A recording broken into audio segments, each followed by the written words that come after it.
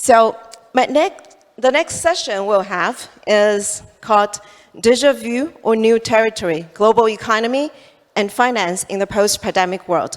And I will have the privilege to interview Professor Larry Summers joining us virtually for a few questions on US, China, on global economy, on US recession, and all that. And to privilege to share with everyone in the room is we'll have a QR code, and by scanning the code, please send me your questions as well.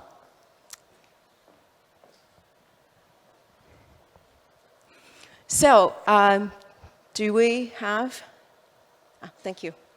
Do we have Larry online? Hello, Larry, good to see you.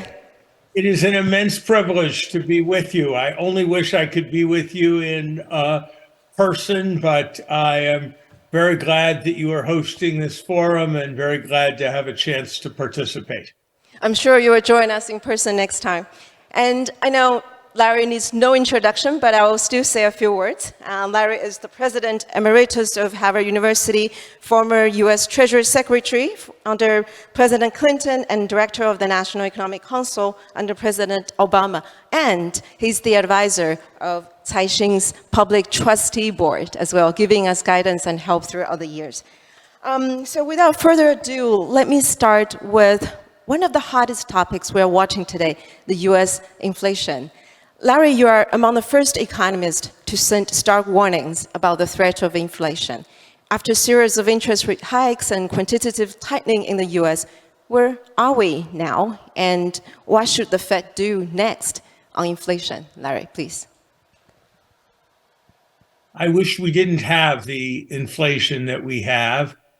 I think the inflation is largely a consequence of the overstimulation of the economy during the COVID period. Deficits on an extraordinary scale approaching 15% of GDP, plus Federal Reserve commitments to keep interest rates at zero, plus trillions of dollars of Federal Reserve balance sheet expansion, plus an overhang of household savings from COVID, created a situation where there was immense demand pressure. It was to be expected that during the aftermath of COVID, there would be some supply bottlenecks, which would exacerbate the demand pressure. And so we have had more inflation than most observers expected. And that inflation has now been with us for several years. The inflation has fluctuated somewhat. In my judgment, the fluctuations reflect transient factors, things like greater and lesser supplies of gasoline and oil, greater and lesser supplies of other goods like used cars. But I believe the United States is today an underlying 4.5 or 5% inflation country. And my reading of the macroeconomic history of industrialized market economies is that what Samuel Johnson said about second marriage is true of soft landings. They represent the triumph of hope over experience. And so my expectation is that inflation will remain robust unless we find ourselves heading into an economic downturn in the United States. When or if that economic downturn will come is anybody's judgment, and my judgment has certainly fluctuated through time. I read the indicators most recently as suggesting that while the economy is probably less red hot than it was 6 months or 12 months ago, the economy remains very, very hot. One way to see that is to observe that the ratio of vacancies in the economy to jobs in the economy is now about 1.8, which is far higher than any level it had reached prior to the pandemic. I think the greater risks at this moment lie on the side of excessive inflation. And so my own view would be that if the Fed chooses not to tighten in June, it will need to signal very strongly that it is prepared to raise rates at a subsequent date, and that it is possible that the Fed will have to raise rates by 50 basis points rather than 25 at one of its meetings down the road. I certainly do not think that we can be confident that a strategy of raising rates by 25 basis points at every meeting from here will be sufficient to contain inflation. In general, all of us have had experience with medicines. And I think we've learned that when we have a medical problem, it's better to start taking medicine early, and that it's better to complete the whole course of antibiotics rather than stop early simply because we feel better. And I think those are useful lessons with respect to inflation. Thank you, Larry.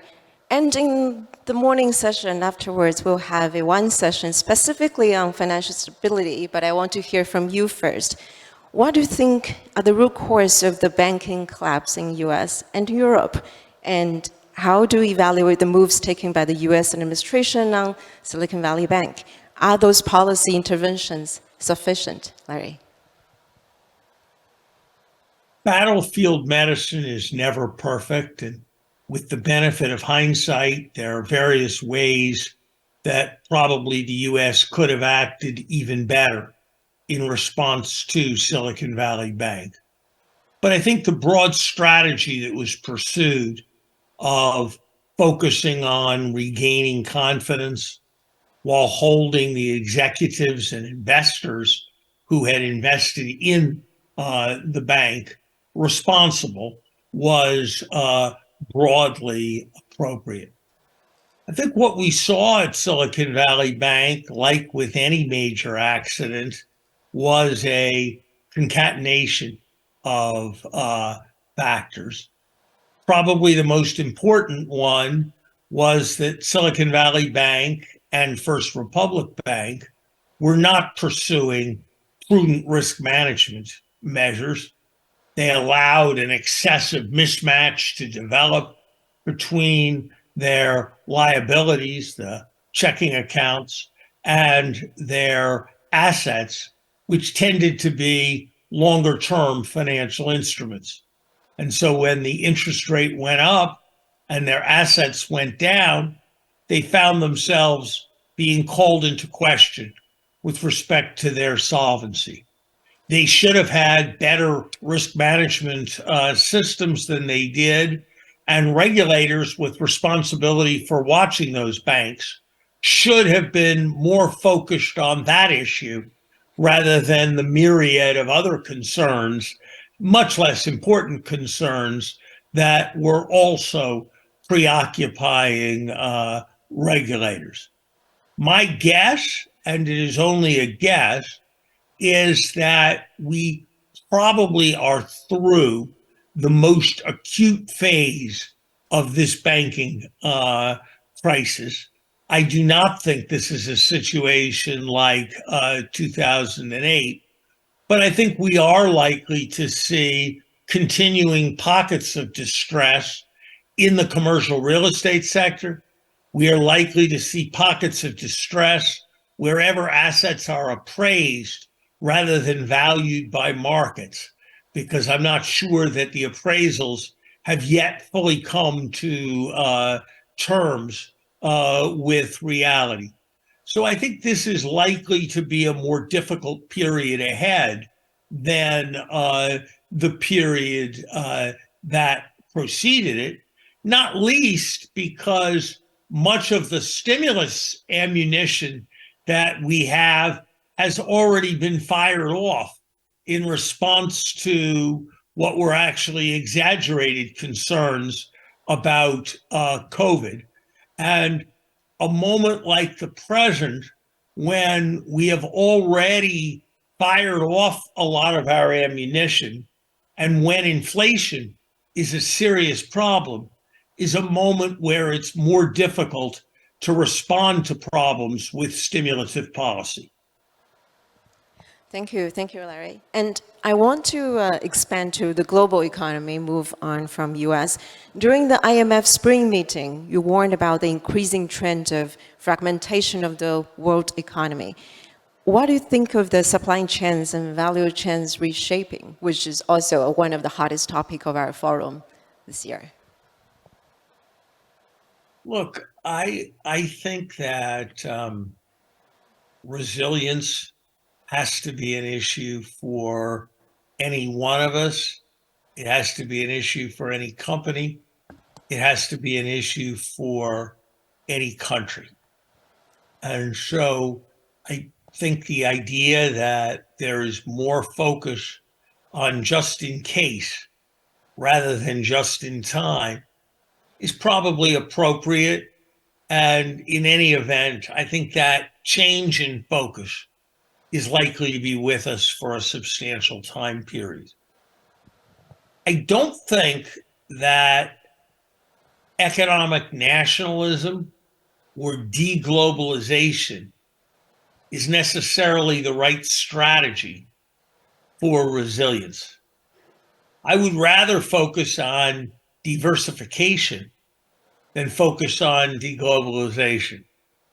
I would advise companies that they are likely to be best advised responding to their concerns about resilience, which are very real, not by establishing a sole supplier within their company, or even not by relying solely on producers in their own country, but rather by achieving a diverse network of suppliers and also holding inventories in substantially greater magnitude than has been their habit.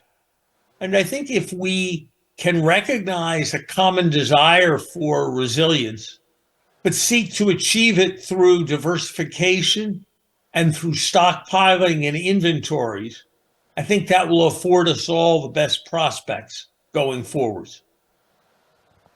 Thank you. And I don't think the participants today will allow me to leave the stage if I don't ask you about US-China.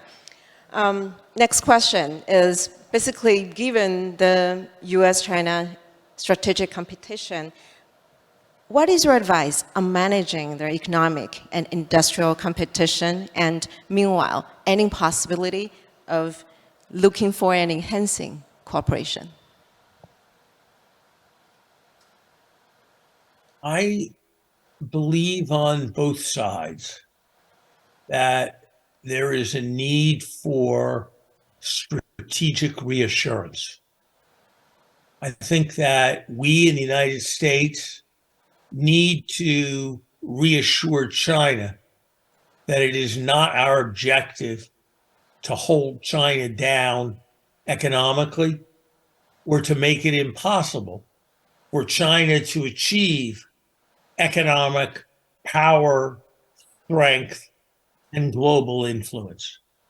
And I think that we have not always been as careful in word and deed as we might have been with respect to that objective of strategic reassurance.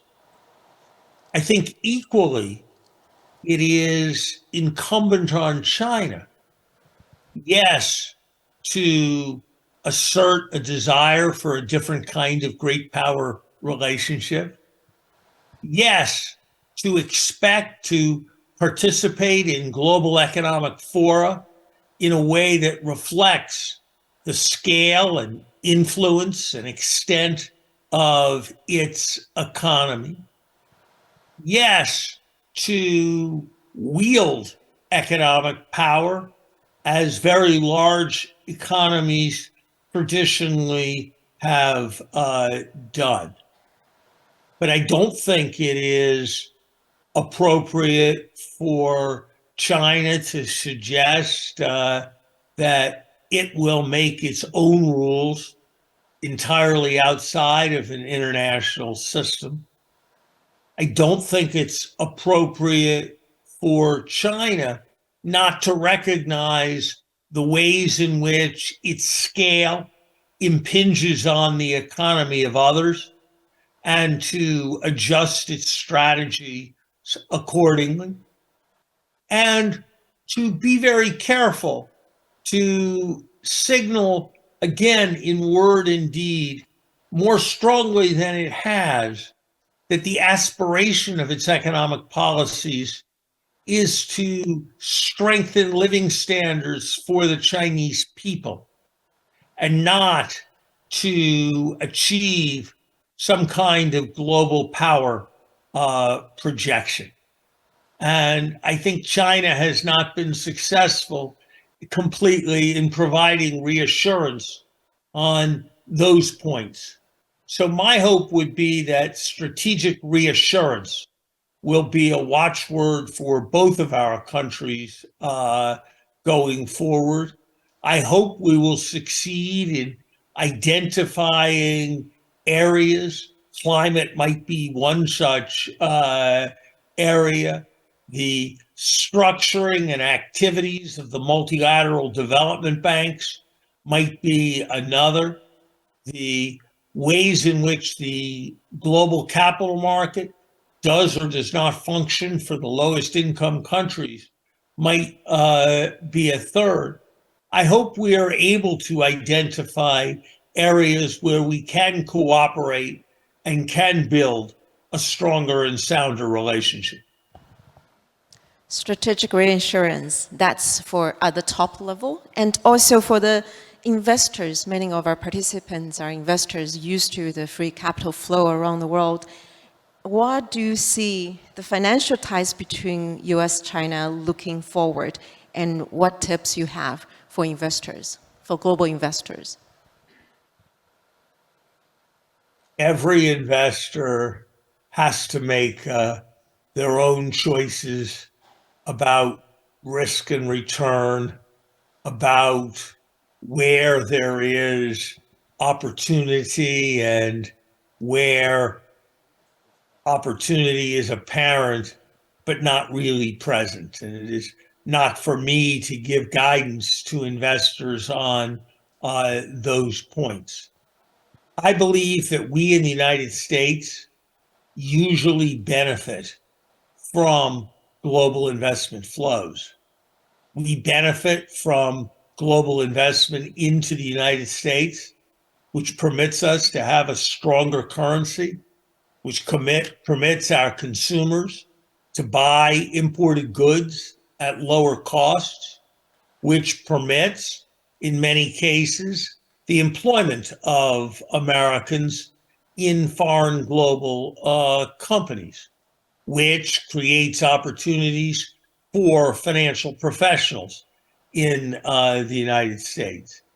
Equally, I think we benefit from the presence of American corporations in Chinese markets, because think globally, act locally is something that is very important for many, many global companies to pursue if they are to succeed. So I very much hope that we will have continued capital market interaction. I think that it needs to be recognized that restrictions in the Chinese capital market far exceed restrictions in the US capital market. I think it needs to be recognized that there is more of a sense of being at risk of the application of arbitrary power on the part of foreign companies investing in the United States than I think there is of foreign companies investing in China, than I think there is of Chinese companies investing in the United States. But I think we both will do better if we promote more interdependence and intertwining between our two countries rather than less. I think ultimately the best guarantor of peace is for each of our societies to have a broad stake in the success of the other. Thank you. Well said, Larry. And with that, I'll open to take questions from the floor. I've already got quite a few here. Take your chance, and I hope the team can help us put this QR code on screen again to ask questions. First two questions actually related to COVID. What are the key challenges and opportunities for global economic growth in the post-pandemic era? And how has the pandemic affected income inequality and poverty levels globally? Larry. I think that the pandemic in many countries, particularly many of the poorest countries, has had very adverse effects on COVID and very adverse effects on poverty. And I think that needs to be recognized. One of the crucial issues in the next several years is going to be countries that were badly hit during the pandemic period, both by the pandemic and by what happened to the global economy, who now find themselves with unsustainable debts. And I think there is a very strong desire in the global community to enter into cooperative arrangements with China, which has done so much to support developing countries to help address these challenges going forward. And so I hope that debt diplomacy, whether it's addressed by rescheduling debt, or as it should be in many cases, by providing new credits and new capital, I hope debt diplomacy will be a growth area for both of our countries over the next several years. In general, I think that new things tend to benefit the affluent at the expense of the poor, simply because the affluent have more resources and are better able to insulate themselves or better able to adapt to new developments. And one of the areas that has been a focus for me has been the reform and strengthening of the global multilateral development banks like the World Bank. And I hope that could be an increasing area of cooperation with China, including cooperation of those institutions with Chinese-led institutions such as the Asian Infrastructure Investment Bank. Thank you. And another question is rather broad. What worries you most about global economy right now? Is that the war between Ukraine and Russia, or Trump back in America, or anything else? I'm very nervous about the political functioning of a number of countries around the world, whether it is democracies that seem to be making less stable and less law-driven choices, or whether it is more authoritarian countries where the strength of the authority and the personalization of the rule seems to be increasing. I think matters of politics and governance are becoming more complicated almost anywhere. And I think that is a very, very serious concern, including very critically questions around the presidential succession process in the United States. All right. One last question from the audience is, with the current ongoing tension, Julie wants to have a question? Yeah. Last question is here. Okay. Anyway, the one after that is One question from the audience, which is very relevant to our topic today, is with the current ongoing tension between China and the US, what are the challenges and opportunities for Asian countries? Oh, I think Asian countries have a very substantial opportunity because there's a very strong desire to engage with them, both on the part of the United States and with China. And so I think they have a opportunity to be bridge builders, to be balancers between the United States and China, and to benefit from commercial relations with both the United States and China. I am one who believes that United States needs to show China enormous respect in the Asian area, just as we have expected to be enormously respected in the Americas. At the same time, I don't think that it is a realistic Chinese aspiration to drive the United States out of Asia.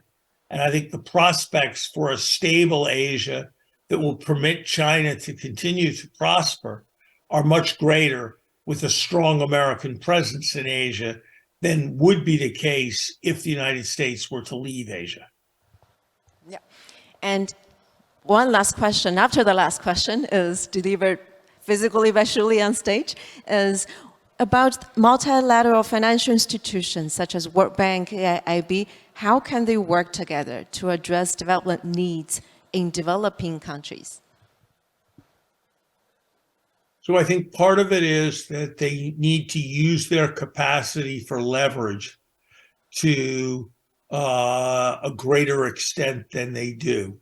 I think they could borrow more money and lend it out while maintaining their AAA ratings.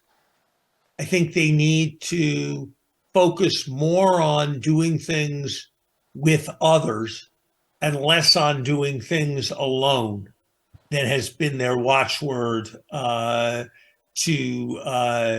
date. And I think one crucial part of that is cooperating with Belt and Road and various Chinese government initiatives that have funneled very substantial amounts of funds to developing countries and emerging markets. Thank you, Larry. We're running out of time, but I want to ask you to give one final advice to our participants today. The topic of this year's Asian New Vision Forum is recalibrate the compass. So for the investors and business leaders in the room, what they need to recalibrate most in this coming 5 years or decade? More volatility, more risk, but also more opportunity, particularly with the power of technology and artificial intelligence for those with the skill, the nerve, and the luck to find it. That's where I think they need to recalibrate.